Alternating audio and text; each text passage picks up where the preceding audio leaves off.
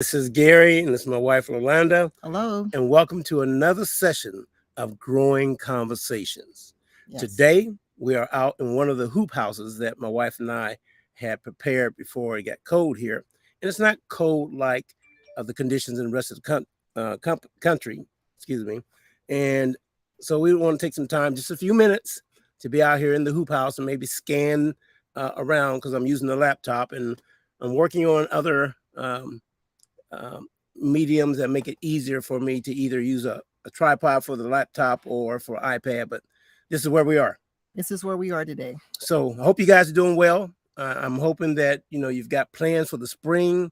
I'm hoping that in your mind you see yourself growing your own food, seeing yourself exercising your prep by having an emergency go bag available to you in case an emergency crops up that you could possibly survive for 5 days by yourself, and several go bags if you got family members.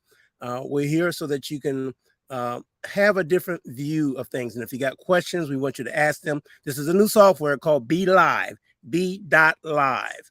So I'm just starting to use it, and we'll see what happens from here. So let us begin.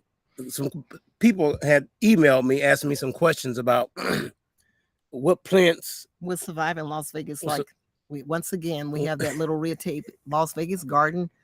What plants survive in Las Vegas? Plants do grow in the desert. Yeah, we got about 285 days of sun.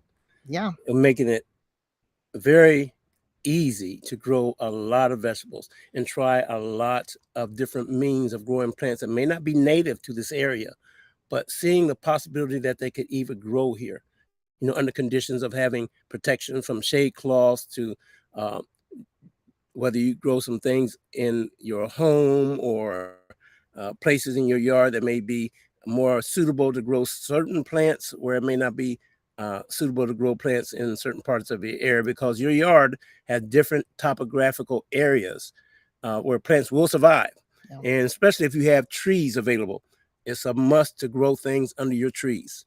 So we'll start with one of those questions. So what plants will survive in Las Vegas? And I would love to address that because they always, since this is a desert demographic area, and we are known as a desert, the arid desert, we always talk about cactus and the things that will grow here like sage, honeysuckle, and those are all true. Right. But you can grow common vegetables here too, and you can grow numerous trees here. And in our high tunnel, our tunnel that we made for our plants to overcome this winter, I'm not sure what the temperature is today. What do you think the temperature is? It's 57 degrees. It's 57 degrees outside. Outside. And in this tent, it's 62. It's 62 degrees.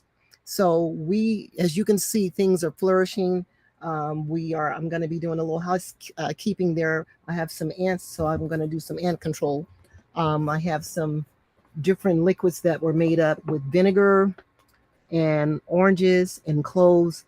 And so the ants love it too. So, you have to deal with, what you have to deal with too. The pests are the same way. And they're not just pests, they're good ones and there's bad ones. So the ants help out with the aphids, but then when they get to be to the point there's too many, we do use different things to mitigate them. And today I'm going to be putting down a little vinegar and orange zest that's been in the, yes, my husband has, I was looking for that. So he has it. So anyway, this is just vinegar and water and some cloves and oranges. And I let it sit for a couple of weeks. And then after that, I put it in the spray bottles. I'm also using some cinnamon and I put that down. That kind of detours them. It changes the path. And once the plants are healthy, they'll move on.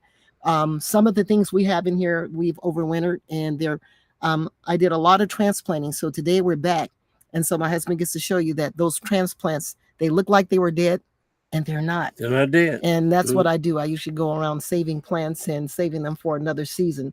So now everything in here is growing lush. I'm going to be planting some onions these are leftover kitchen scraps. So I'm going to be planting some onions to see how they do. Love onions. Yes. So I use a lot of onions, and right now it's cold season. So making like cough syrups with the onion is really good. So the bottoms of them I always save. And in here, it's the right temperature to start those. And I think they should be okay. We have some plants inside too. Yes, we do. That we're bringing out, and we'll be bringing them out. We have 2 of these different growth tunnels like this. So today we're in the first one. and I'm gonna go around doing some things in here to make And sure. I'm going to follow her and bring you guys with us while she's doing her activities. Yes, so join us.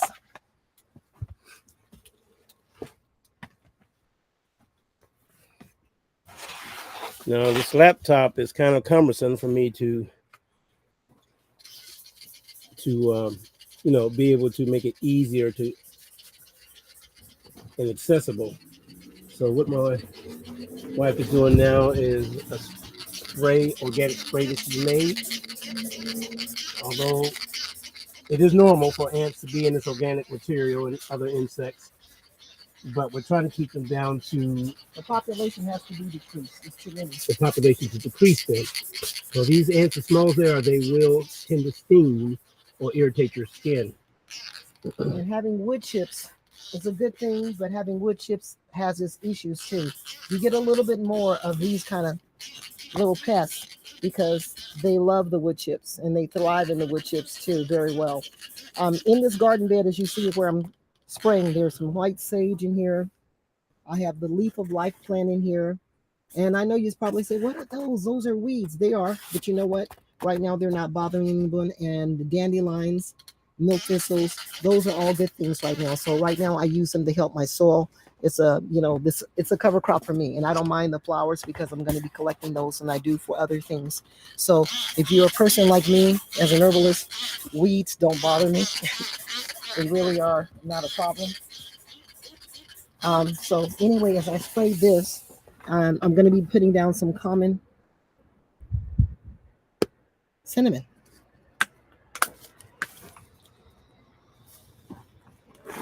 Smells good. Makes me think that I'm about to cook or bake something in here, but it does the trick. Let me come around you. There you go.